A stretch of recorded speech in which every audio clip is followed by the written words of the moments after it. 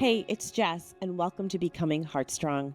I'm a social entrepreneur, speaker, mother, and business owner, and I'm here because I believe in you, and I want you to live your full potential.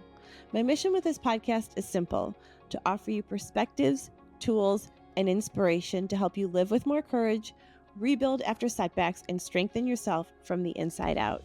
So each week, I talk to thought leaders, authors, experts, and everyday amazing people who share their stories and outlooks that help you get from where you are today to where you want to be tomorrow. Let's get started.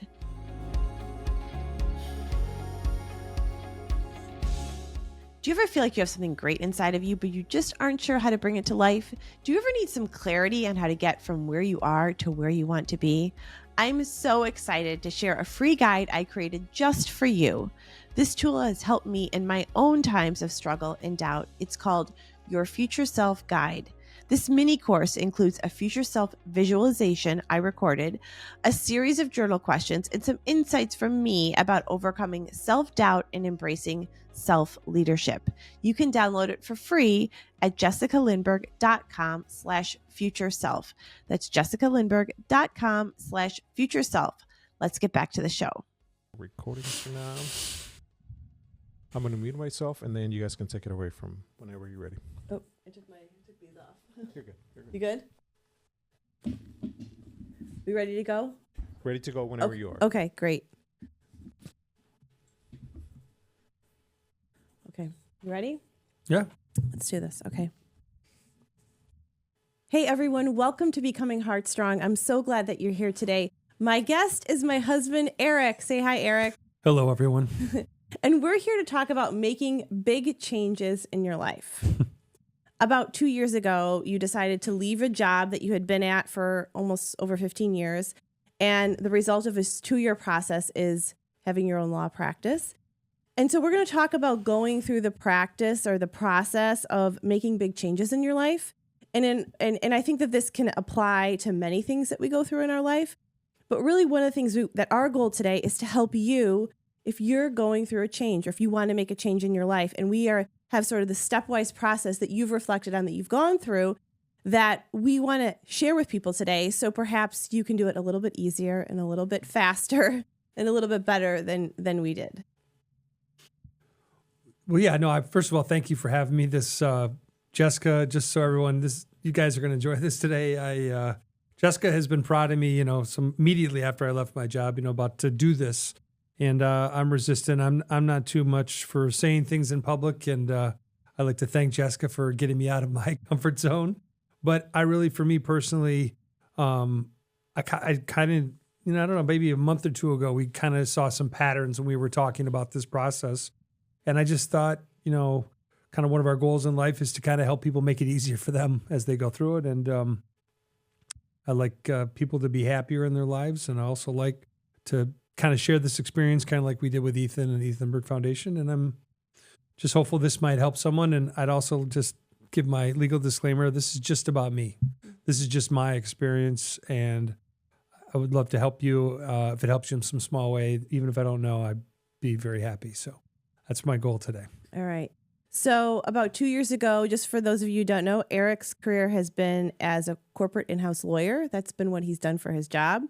And that's not really what we're going to talk about today, but just so you kind of understand the evolution. And he did that for, 15 plus years. And then a couple of years ago, he realized it was time to make a change.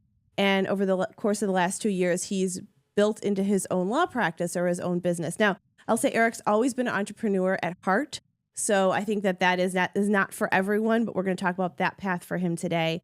But as I was preparing for this podcast, I just came up with a couple interesting pieces of research. I always like to look into the research to see what are people collectively thinking and how does that line up with the things that we're going to talk about. So I'll just share a couple things. It says that about 51% of people in the United States are happy with their jobs, but 67% of those people really like their coworkers. And so I thought that was interesting. And I think that's an experience that, I've heard from a lot of people, like, maybe I like my job, okay, but I really like the people that I work with. And I think you had that experience. Like, you worked with a lot of awesome people. Yeah, I worked with, probably like a lot of people, but I really like the culture and I like the people and a lot of smart people. And, and that's fun. It's fun. Yeah. You're doing hard things, but to have a good group of people, you can do a lot of amazing things. Yeah, it's everything. And what people I think are more unsatisfied with is it says 44% of people would like more opportunities for, 44% of people were satisfied with the opportunities for training and learning new skills. And only 33% were happy with the opportunities for promotion. And 34% were satisfied with their pay. So it's like, I think at the end of the day, what I got out of this is that people want to grow. They want to become better. They want to make more money. They got, it's expensive to have a family. And we could talk about the responsibilities that we all have. But at the end of the day, I think people want to do good, purposeful work. Yes. And they want to be happy with what they're doing. And they want to like the people that they're around. And those all things make for job satisfaction. So I'd like to start just talking a little bit about how scary it is to make a change.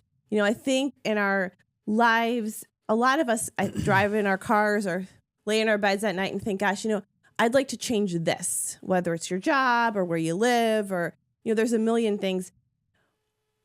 What was it like for you when you kind of came to the realization that it's time to make a change? What did that feel like?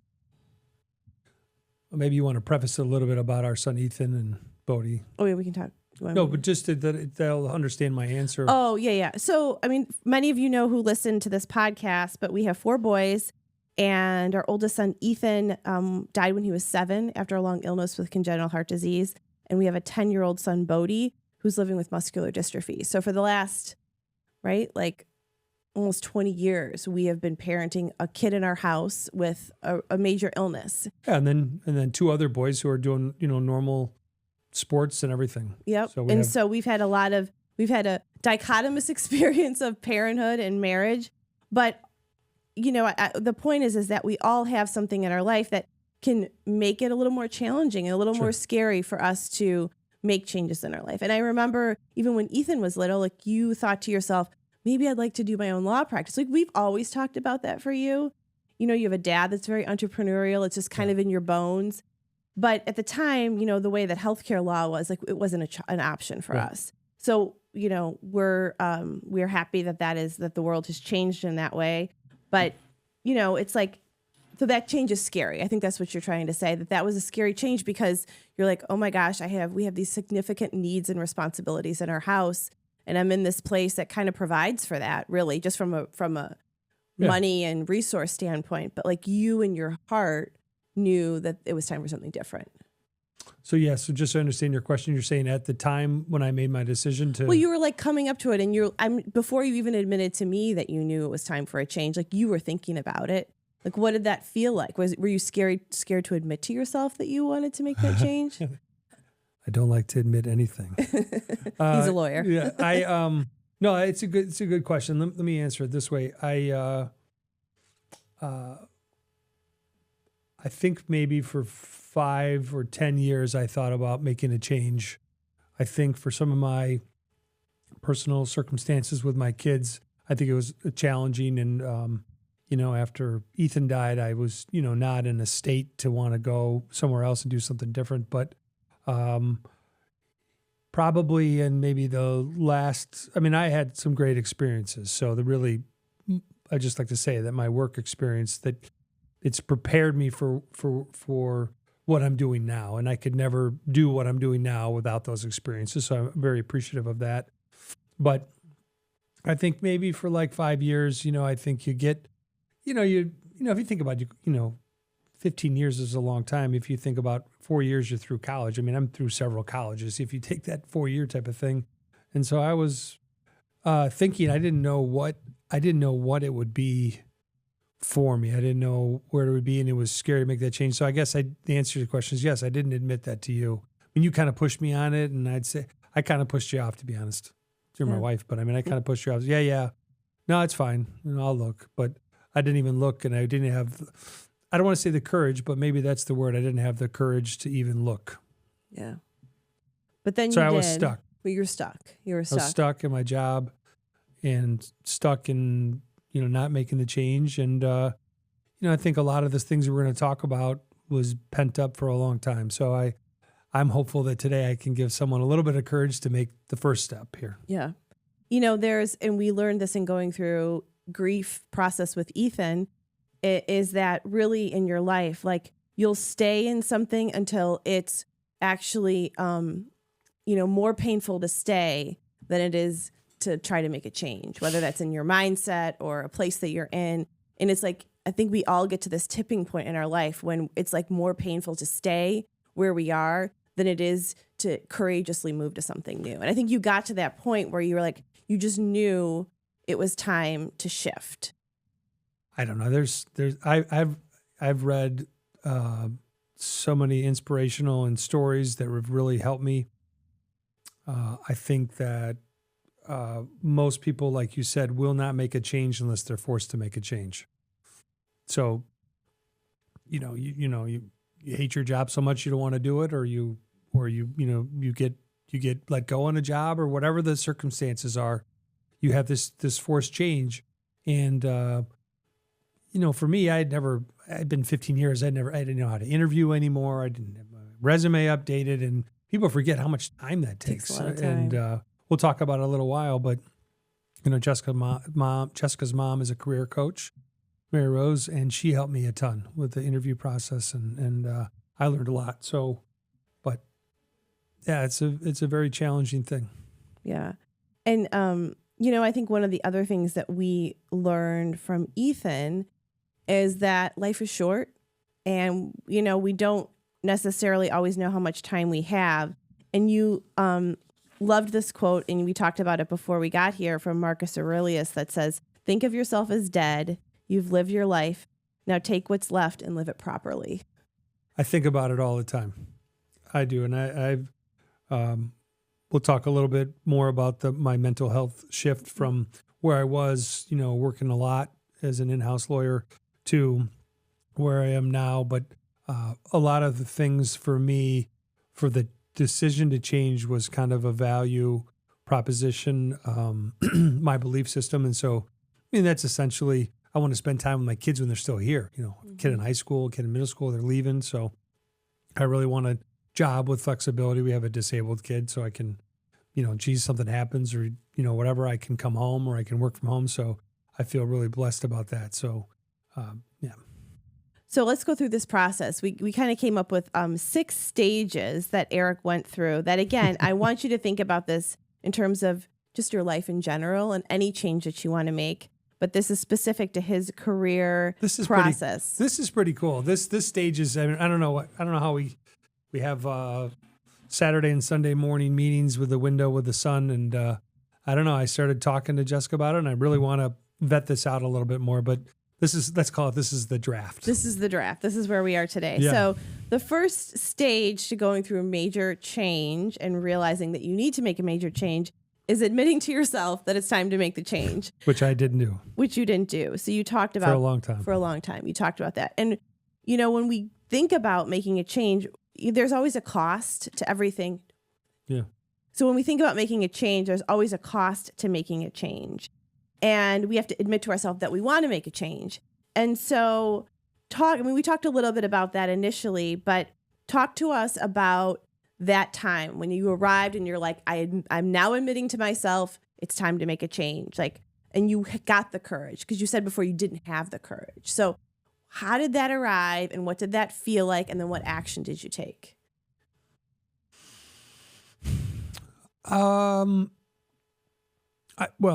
I think I arrived there because I'd already been on the bus for a while of thinking about I wanted to change. And I think I didn't have enough courage to do it. And, I'm 50 now. So the question for me is, how do I want to live the next, from a work standpoint, the next 20 or 30 years? Now, everyone has to know that my dad's a lawyer and he worked till he was 90, so we think about working for a long time. That's, how do I say it? I just, you just get to a point where you just kind of know. And I'm sure we've all been there with jobs. We just know that we're ready for something different. Yeah. And when I made my decision, I had no idea. I was ill prepared. I don't recommend doing it the way I did it. Just, I was ill prepared to kind of go to the next stage, but I just knew I was ready. And I think that it's hard though. I mean, if you want to really, really, really make this change, you got a full-time job, whether you have kids or not, who knows, but I'm sure you have things going on outside of work and working out. I mean, so there's not that much time. And really, this was my full-time job. So this is a heck of a lot of work. And Well, it was a full-time job to make the change, is what you're saying. To to figure make that the out. change, to go through all the stages. So Yeah. it was, So kind of when you're at the beginning of the stage, it's almost scary because like you're embarking on something unknown that you don't know what it's going to be like. You knew that there was stuff that was probably going to be uncomfortable, like doing your resume again and learning how to interview that you hadn't done in a long time.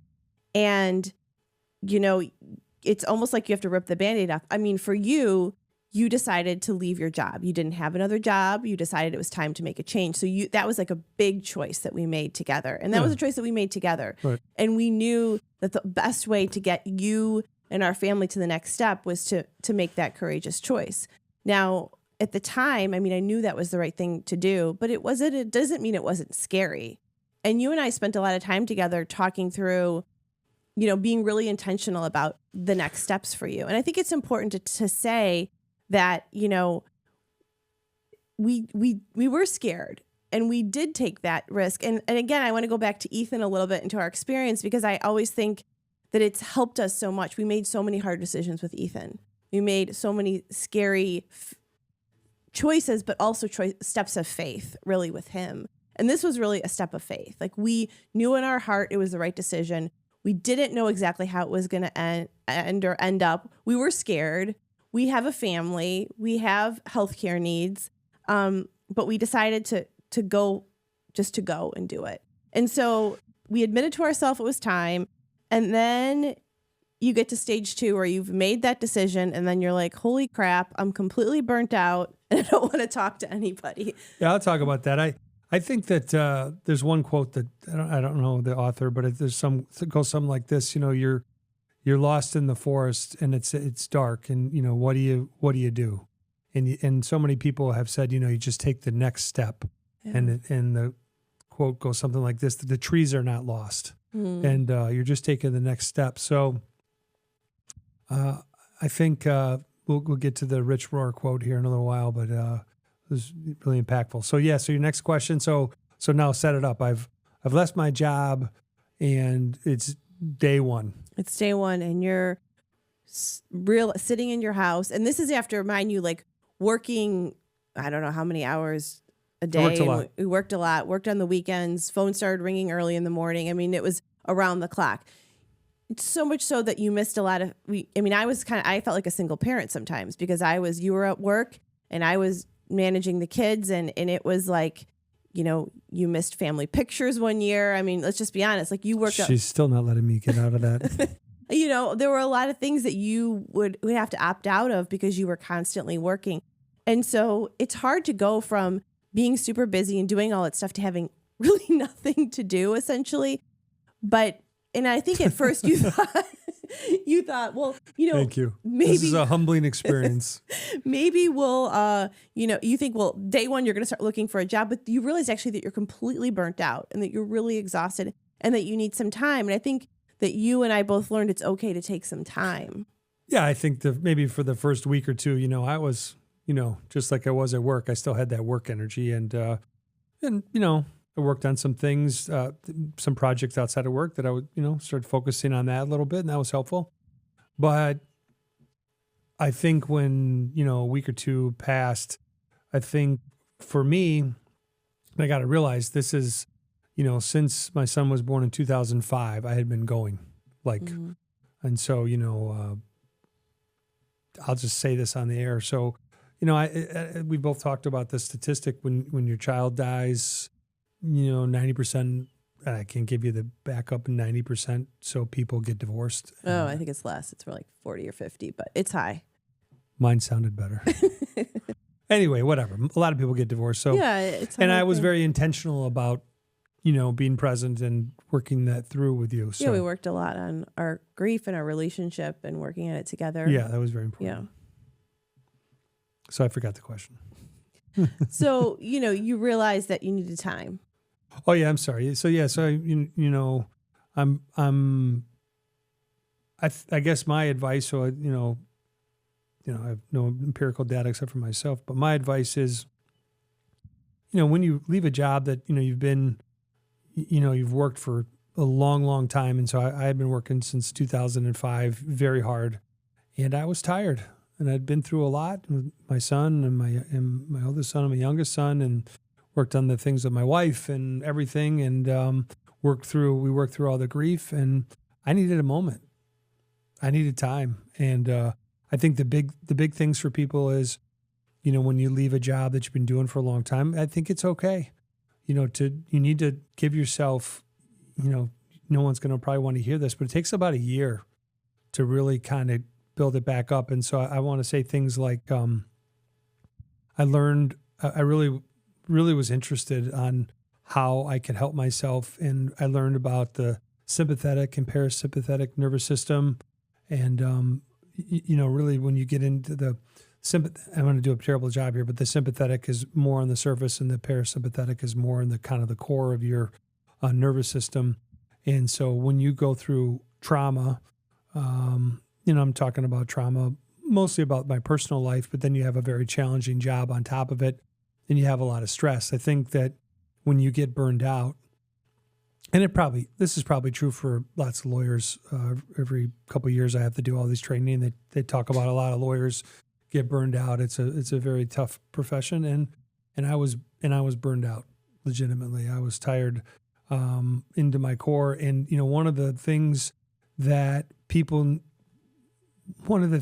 you need to do by kind of saying I'm done with that job and I'm going to start something different is you kind of remove the stress of your job that you have, and you say I'm done with that and I'm going to and that was really kind of healing for me. And one thing that I didn't do that I should have done, and is start working out earlier. Mm-hmm. There's so many things for helping with depression and everything the natural way, and I should have done that.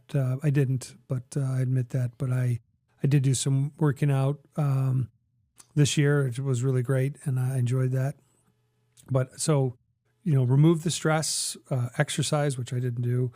I did a lot of study on what, sympathetic and parasympathetic, and I'm going to do a poor job, but I really do think that you get your nervous system, and my threshold for stress is really high. But for me, when I moved over the threshold of the stress, it was, it's not good for me to go over my threshold. Well, for anyone to do for that. anyone, but Yeah. for me, it was, it's not good. Like, it's, and I've been over the threshold many times. And so I'm not saying that won't happen to people in the normal course of their life, but it's good to recognize when you're there. Yeah. I think that's the point. I think for you and for many people, it's like life just keeps happening and we just keep pushing it off.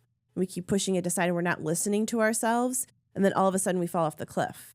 And so I think I should have not, I don't want to say I fell off the cliff, but I mean, kind of did. I mean, I should have just left my job sooner.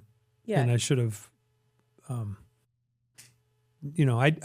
me say it another way that everyone will understand is I did a poor job of taking care of myself. That's a good way to say it. And the poor job, just so everybody understands, I mean, I never realized about how much water you have to drink every day. That's silly, but I would drink coffee all day to stay awake, to do my job for a long time. And then, I come home, and not every night, but I mean, I drink wine, and, so it's 2 diuretics, and that's no water. no water. And, then the next day comes, and that was.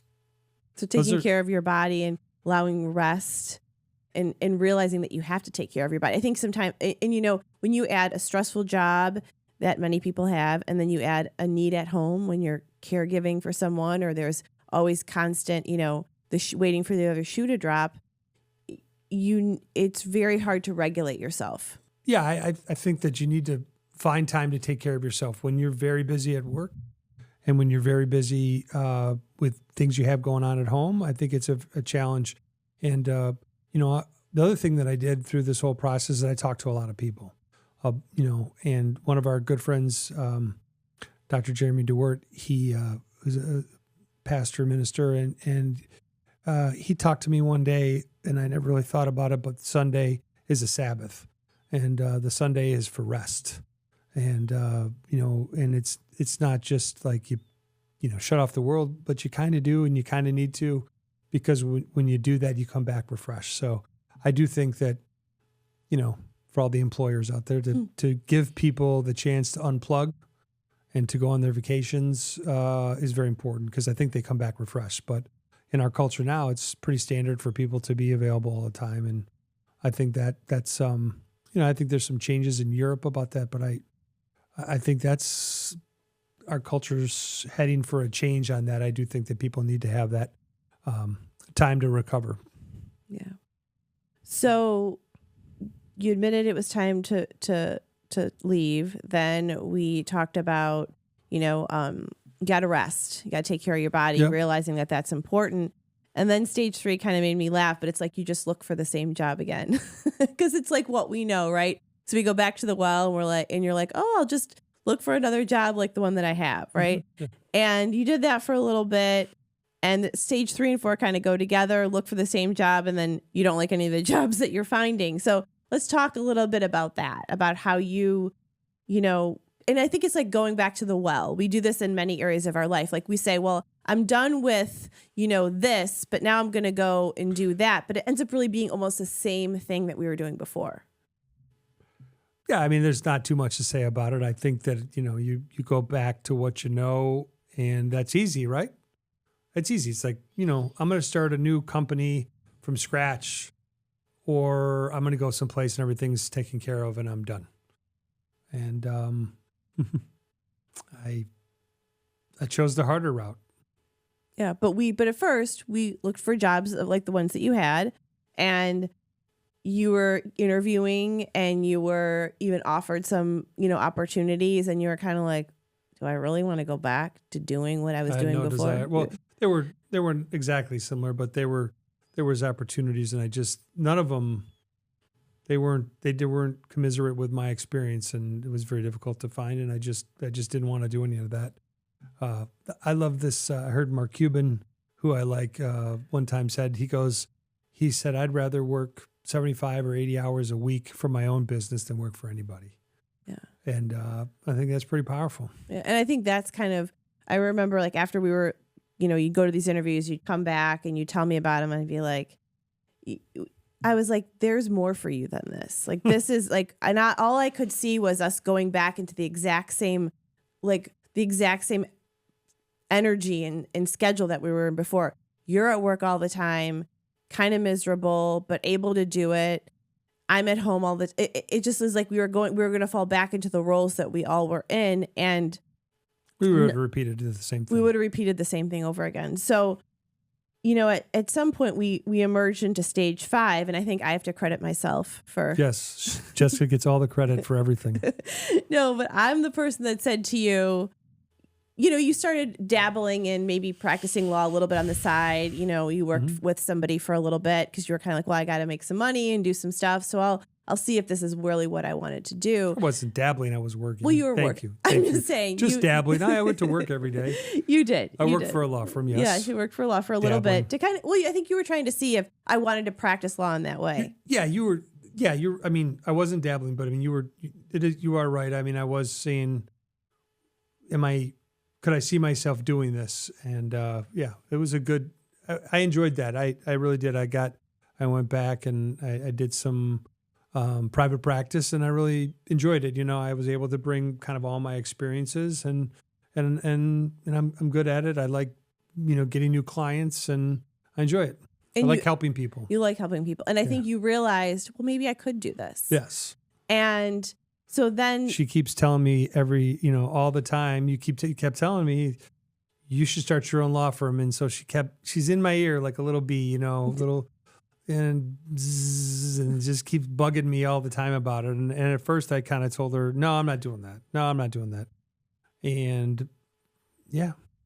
And then we had to start thinking outside the box. Effective. I was effective. Well, because I have known you obviously a long time, and I know what your gifts are, and I've known you for a long time. And we were like, okay, we have to start thinking outside the box because we have a family. We have to feed our children and educate them and take them to right? take them to the doctor like everybody. I mean, these are real conversations that people are having when they're trying. Yeah, they talk about this yes, stuff. Kitchen table stuff. Kitchen right? table stuff. Okay. People like the real things. You're like, okay, we got to take care of our family. So you we decided to think outside the box and ask people for help. And I think that was one of the things that you did. I started talking. Hey there, it's Jess, and we're taking a brief pause to highlight this show's sponsor, the Heartstrong Collective. It's more than just a nonprofit. It's a social movement I founded to inspire people worldwide to embody resilience and grow through challenges. Through the Heartstrong Collective, we're dedicated to empowering caregiving families, investing in the next generation, and leaving the world just a little bit better than we found it. To learn more about our mission and how you can get involved, visit us at theheartstrong.com.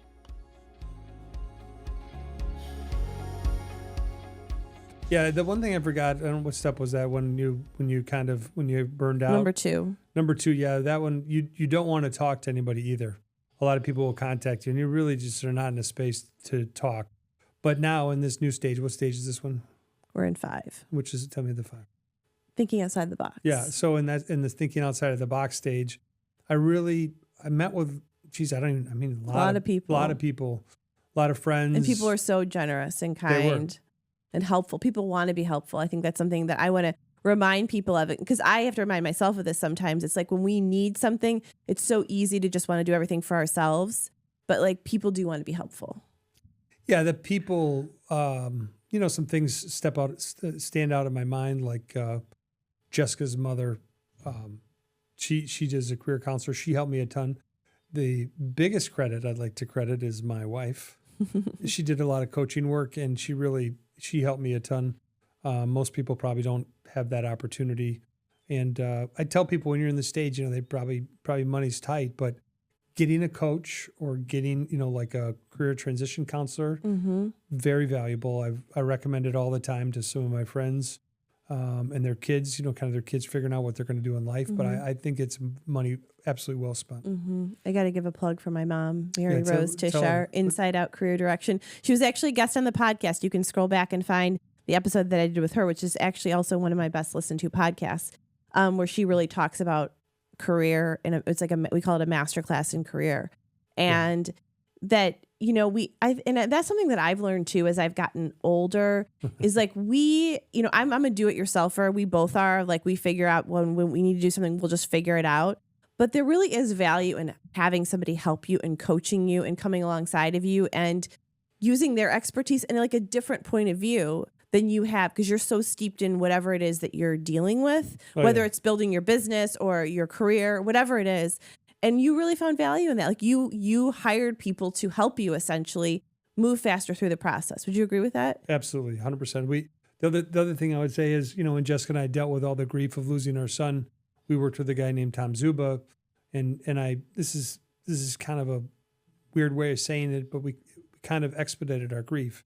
Not to say that we're not sad or all that stuff, but we got to understand it and we have to work through it. So, the big thing that Tom in his books, I think he says, is you got to work through the loss of your child. You have to work through it. And I think that when you have a career transition, you have to work through it, and you need people to help you.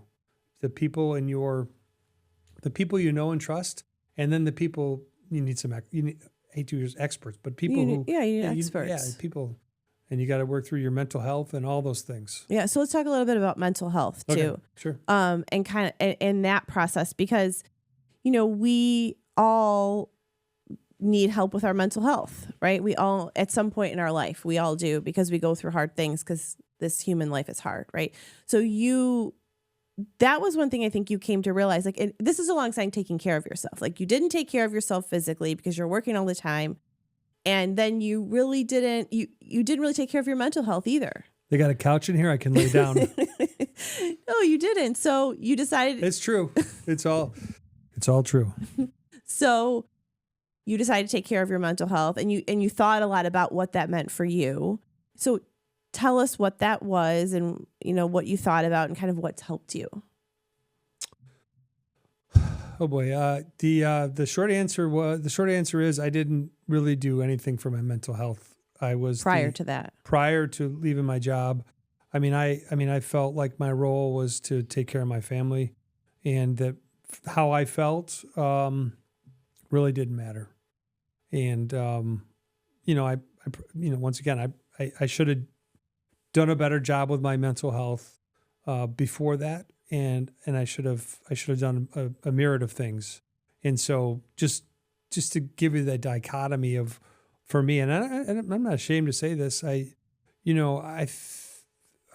mental health was not good. It was bad when I left my job, just because I had been, this 20 some years of just constant working, Grinding. burnout, grinding, No breaks.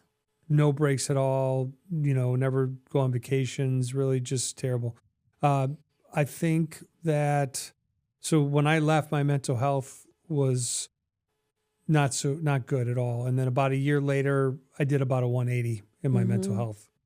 And so, what are you, let me look at my notes. What are the things you're probably sitting there saying, well, what did you do? Like, what are the big things that helped you? From my mental health, I think I started to work out, which helps a lot. I think I started focusing more on my diet and my health. I think Walking. We walked a lot outside. of walking. Yeah, a lot of walking. Being So outside. Yep. I think having the time to go do some things, I really did not have time before, so I really was desirous. I started coaching football, and for junior tackle football with my son, and I really loved that. That was kind of therapy for me.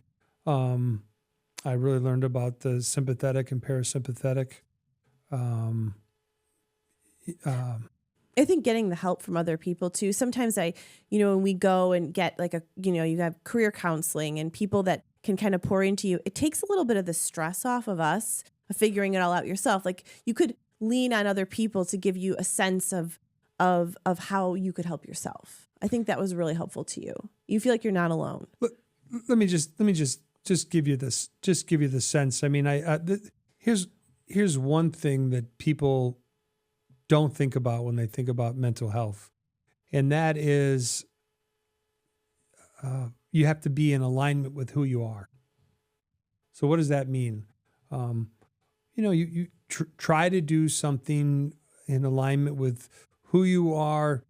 I don't know. Maybe it's not working late so you can spend time with your kids. Things that are important to you. And to your values. Or to your values. And, you want to, from a value proposition, you want to do certain things, and at work, maybe you're not doing those certain things and you don't like that. And so I think that being in alignment with who you are as a person, and once again, I said this, a lot of work. You have to figure out what kind of person you are if you don't already know. And then I think that will reduce some of your stress. Now, I know money's a big issue for people. It's challenging out there. It's hard. It's so expensive to raise a family today. Yeah, and it's hard. And there's people have to do things that they don't like to do. And they do it because they love their family. They do it because they love their family, and I would do the same thing. I would do things that I don't like to do. And you have. I have, yeah.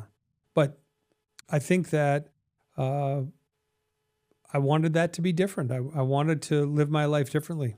You want to live more in alignment. And it's interesting that you say that, because through the course of this podcast over, this season, I have talked to so many different people, and somehow like the topic of leadership has come up a lot, and self-leadership.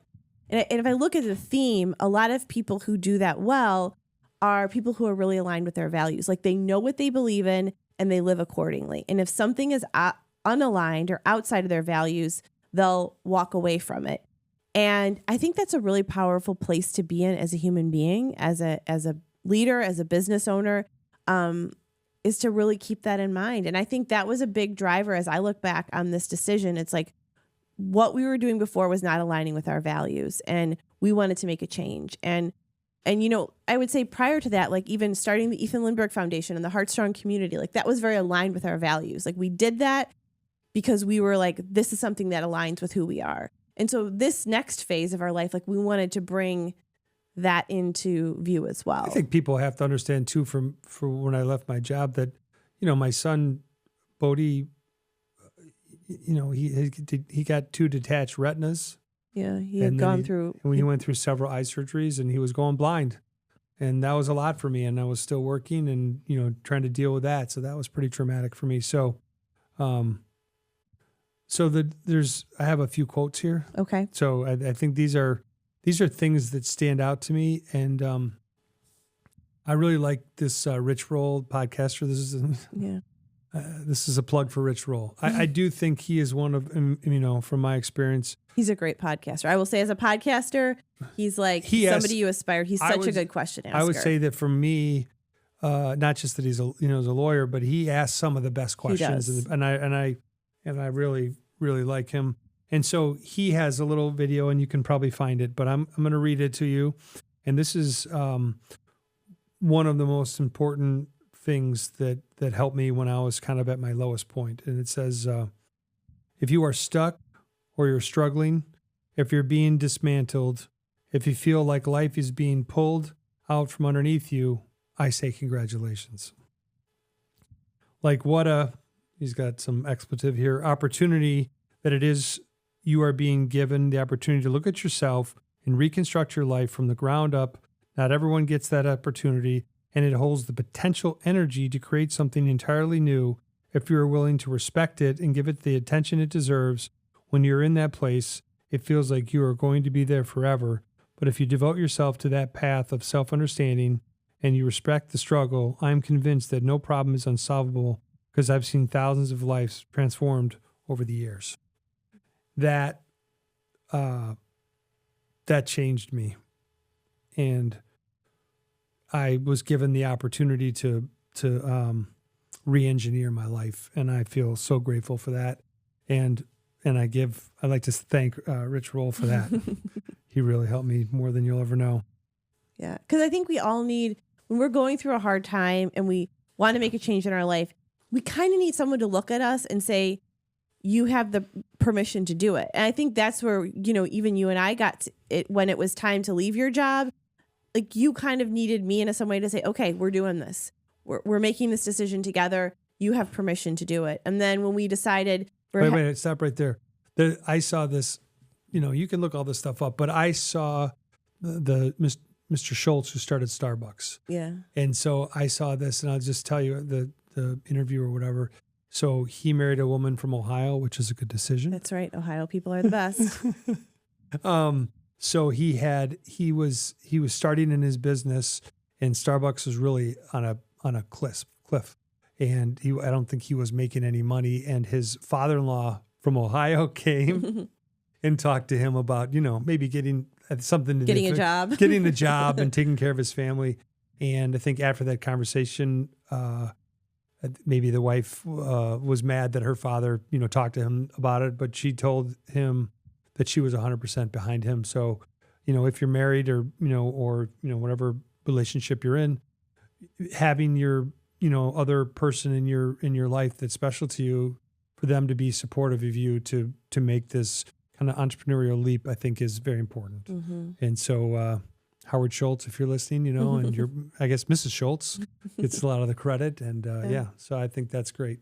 Yeah. And so that, I think, kind of leads us into our stage 6, which is like becoming an entrepreneur. I mean, you've always been an entrepreneur. You and I have done entrepreneurial projects throughout our marriage and our life, even when we've had other jobs. But, that's a big leap to take that, because it's all on you and it's exciting and exhilarating, but it's like no joke.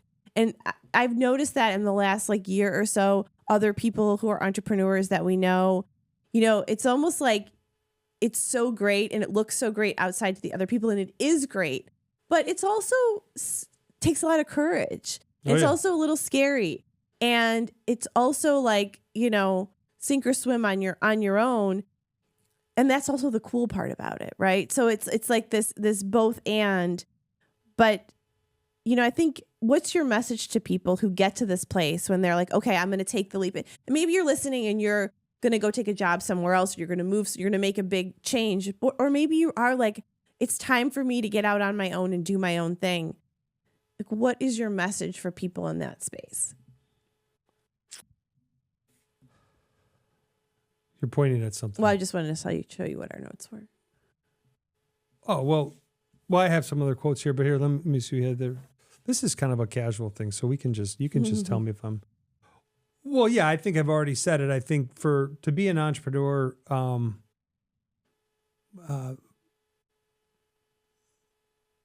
there's some quote out here. It says, "Don't be afraid." No, I'm gonna read it. Don't be afraid to start over.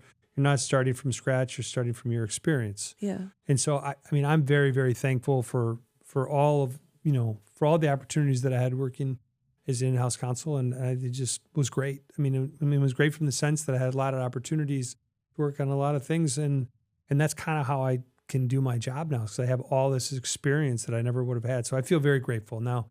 I was talking to one of my son Chase this morning, and we were talking about colleges. He's in the 7th grade, but we're talking about some colleges and that might be good for him.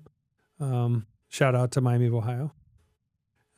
Anyway, I said that my path was different, and I wouldn't recommend it for anybody, but it is how I met my wife, Jessica. So I was happy for that, and I wouldn't change it. And I don't necessarily think that I would change my path that I've had. Even with my son who died, I'm happy. My perspective now is when you get some time, some distance between you, is that I'm happy that Ethan came. He changed our life. Yeah, but I'm sad. Of course, I'm sad every day, but I'm happy every day. And now I have some more distance. I'm just happy that he came. And I am also grateful and happy that for all the opportunities that these companies gave me to work, and all the people I worked with, they taught me so much. So very, very humbled by that. I think it's important when you get to this place too. We've talked about this, is it's easy to stay stuck in despair or being pissed off or even mad at yourself that you stayed somewhere too long, or you should have done this or should have done that. But it's so important to shift to that gratitude place where it's like, you got to let all that go. You got to let it go. You got to know immediately you have to let it go. Yeah. But I love quotes by people, and so you have to forgive me, but this is I was looking some things up here. So this is one from JP Morgan. This is great. He said, the first step towards getting somewhere is to decide that you're not going to stay where you are. And I think that is just fantastic. And that's kind of what I did. I just think that in life, the universe was pushing me towards something else. Here's another one that I really like. Pablo Picasso said, the meaning of life is to find your gift. That's the meaning. And then the purpose of your life is to give it away. Mm-hmm. And I love that. And I think that oftentimes when we think about giving our life away, people think about, doing something sort of social cause or something like that. But I think you feel very purposeful in your gifts as a lawyer. I do. And so tell us a little bit about that, because a lot of times people think, well, if I'm going to do something purposeful in my life, I need to start a nonprofit or I need to work on a social cause. But I actually don't agree with that. I think that, because I've seen this in you, you are very purposeful in your work as an attorney because you love people. You love to help people. You like to help people make money. I mean, you always say that. I'm good at it. He's good at it. So tell us a little bit about how you then became this entrepreneur and decided to embrace sort of your purpose and what you're here to do within the confines of your job as a lawyer.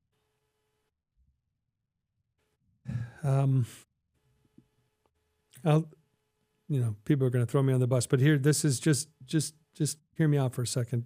It kind of describes one thing. It kind of describes, I think it was Pablo Picasso. He was in the south of France, and some woman came over to his table, and she said, "Can you draw me a picture of myself or something?" And he said, "Sure, I'll draw it for you." And maybe they didn't talk about price, but he drew it, and it took 20 minutes, and it was beautiful. And she said to him, "Why should I pay you all this money for drawing this?" And she said, "It only took you 20 minutes."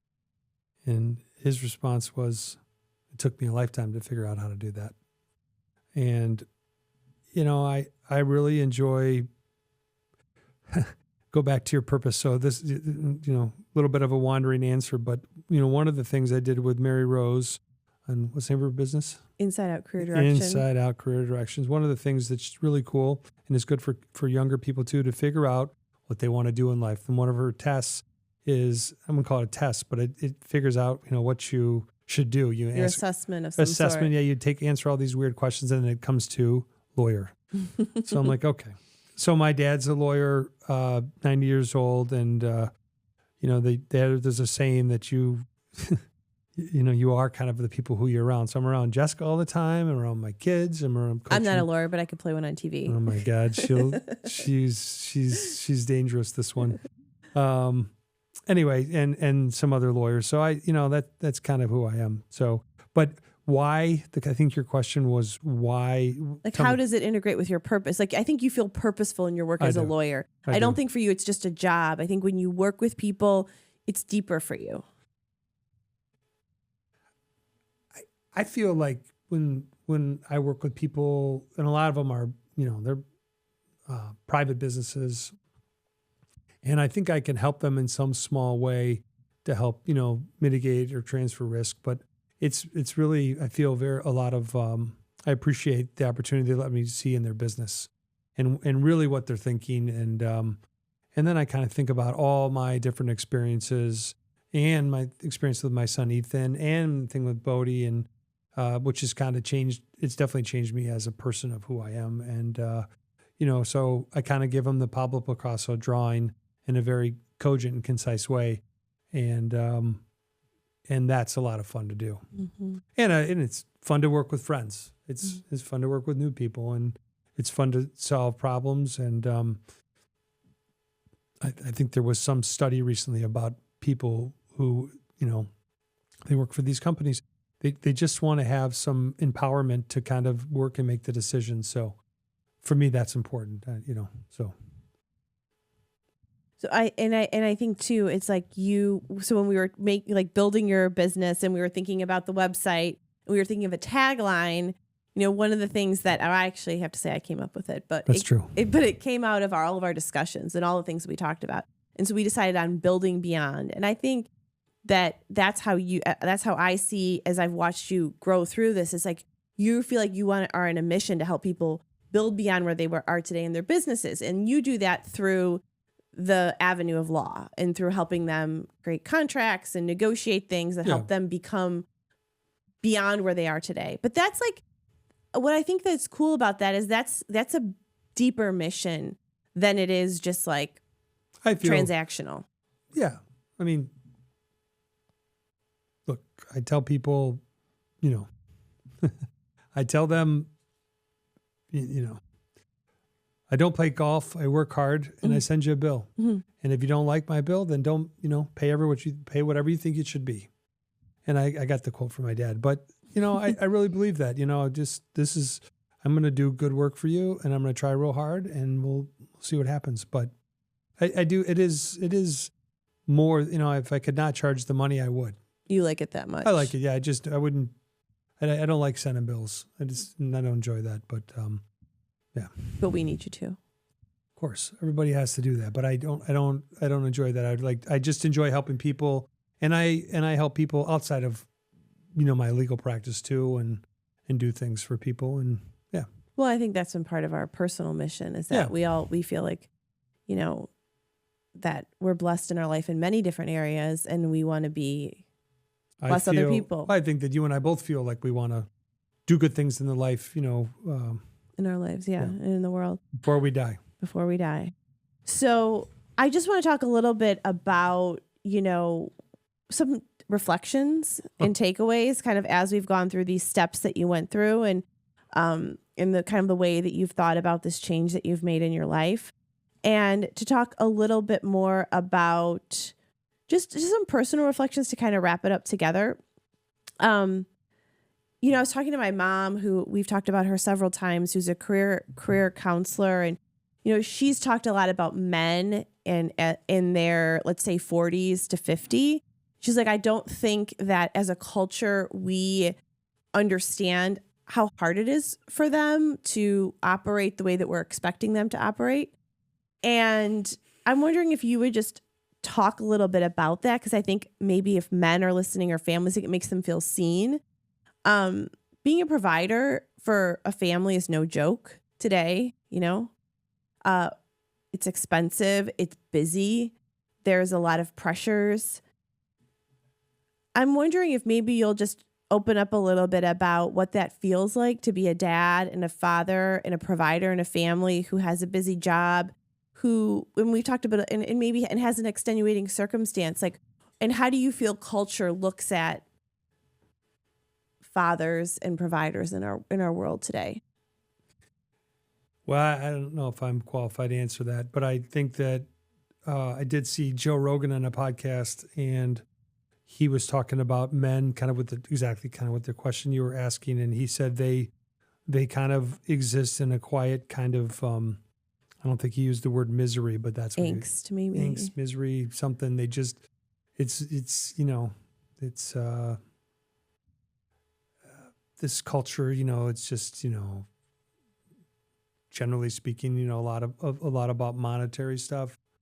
And, there's also the Climbing studies. the ladder. Oh yeah, all the money and all that stuff.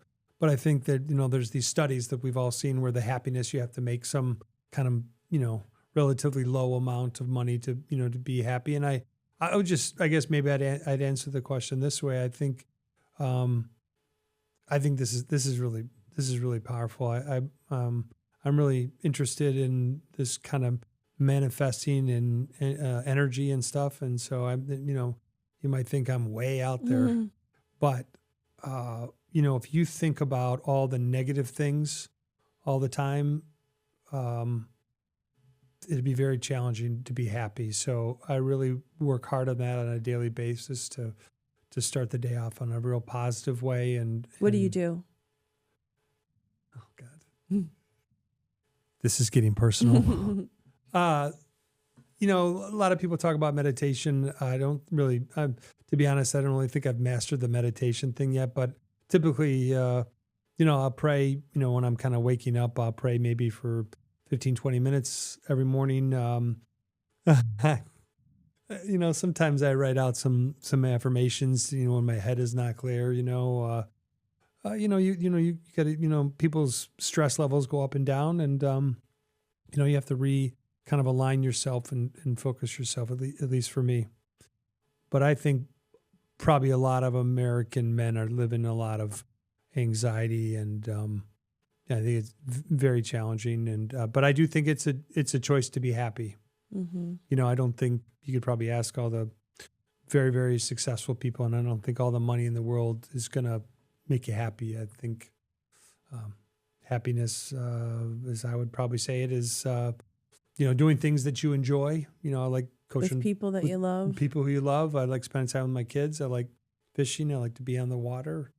I like helping people, and I think you and I have talked a lot about being generous with your donations, Mm-hmm. whether it's time or money, whatever you can do. And I think that really, kind of grounds you, and there's a lot of things that you can give back to try to make the world a little bit better place. I mean, there's so many negative things in the world. Almost frustrating to watch the news, Mm-hmm. When we talk about something positive, it doesn't always have to be negative. So Yeah. I think I will say, I do think that, if I think Steve Jobs said this, and I think this is, kind of back to, if you want to start your own business, if Steve Jobs, I think he said, if you want someone to help you, he's like, just call them up, and they'll help you. And I think that's true. People have limits. They're very busy, but generally speaking, every person that I asked to meet with during my journey to kind of get to where I'm at, they met with me, and maybe I took something away, maybe I didn't. I met with one of our friends, and to have an in-house counsel, it could be very expensive, and certain a lot of smaller companies can't do it. And he said to me, it really resonated with me. He's like, why don't you just work with all these little companies? They can pay you a little bit, but they can't pay your they get in-house counsel thing. That was kind of I call them breadcrumbs on your path. And I guess I would say this thing I didn't say it yet, but I think you have to have a goal. And there's lots of people who said this. You have to have a goal. And then my definition of success is that, and I've done it my whole life, is you have a goal, and then every day you work towards that goal. And it doesn't look pretty. It's not fancy, but every day if you did something, you do it. And then I think energetically, when you do that, people come around and help you. They, like for example, they'd say, it takes a while to get people out there to say, Erik's a construction and real estate and corporate lawyer, and then, you keep telling people, you got to tell them about 3 times. And then eventually they'll say, hey, there's a construction project. Maybe you should ask Erik, so it takes a while. And then one more little quote, and I love these things. I think it was Steven Spielberg spoke one time, and he talks about listening to your soul about what you want to do in your life. And he says that your soul, or your, I don't know what you want to call it, your intuition or whatever, it doesn't scream at you. He says it whispers at you. Mm-hmm.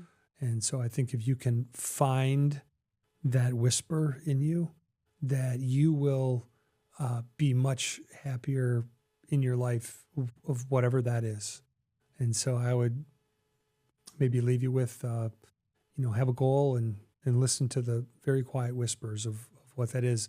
And if you really get honest with yourself, you probably are going to figure that out, but you're going to have to get quiet. You're going to have to go for a long walk or something like that. Do whatever it takes for you to get centered to do that. To listen to yourself. You got to listen to yourself, and yourself will tell you. And then you take the next step. Then it's dark and you're in the forest and the trees are not lost, and you take the next step, even though you don't know how it is. And the other thing that's scary is that you don't know what's going to happen. And, for me personally, Jessica, we have a chalkboard and we write up quotes that kind of lead us through this. And I think your quote said something to the effect that, doing something and basically that God would provide. What's the quote say? Yeah, it's about actually, if you want to lead a life of being, and I don't have the quote with me, but of faith, it's really like stepping out and believing in big things. Yeah. And I think that that's something that I will say is in a perspective that I'd love to leave people with, is that, we've had a dichotomous life. We've had a lot of challenges. We've also had a lot of blessings, and we've done a lot of things in our life where it's like we didn't really know how it was going to work out. And we just like took the step to do it and had an idea and a hope that it would be something great. And 9 times out of 10, that's exactly what's happened. And I think that, but the process is really hard, and there's a lot of times that's scary. But I think it's like you and I have always, kept this idea that that God has plans for our life, and that we are just going to be faithful, and we're just going to keep taking the step, and that we're going to trust that it's going to be okay. And I think that's how we are today. And we still have things in our life that we're trusting in and hoping for that haven't happened. And I think that's the journey of being a human. Yeah. I think I would say, I'd be remiss not to say this. I would say to you that every day we all probably get to make a decision based on love and fear, and maybe it's on being courageous and fear. And I would challenge you to try to take the non-fear approach. The courageous approach. The courageous approach. I think you be courageous. I think it's very difficult, and we all struggle with that on a daily basis. And I saw, I don't know. I like all this inspirational things, obviously. And, the inspirational thing said, if God gives you the opportunity to kind of do what your calling is, he's not going to let you down by not giving you any clients, So I think, I just am positive and love helping people. And I think that energy will rub off on people, and they'll be attracted to you and for what you're doing. And integrity is a big thing for me. So yeah. Yeah. Well, thank you, Eric, for having this We're conversation. already over? I thought we just getting started. Yes. Thank you for sharing all of that. It's been really fun. And, we just encourage you, if you're out there listening and you feel like you're in the forest, keep going. Yes. And take that step every day and believe that there's good things for you, because we believe that for you. And we are hopeful for that continuously for ourselves. And we're all in this together. I think the other thing that I want to say in hindsight is this has not been an easy process. So I also always want to show up authentically. This has been a very challenging process for our family. But it's also been a beautiful process, and it's strengthened us in ways that we didn't know we were strong in. And, we've been provided for at every moment that we've needed it. and that like living a life of faith and courage is so much better than just living in fear and sitting still. So we just want to encourage you to take a step, but that we're kind of all in this together and we're all figuring it out. And we just want to encourage you to be courageous in your life. Yeah, I would agree with that. Thank you. Good luck, everyone.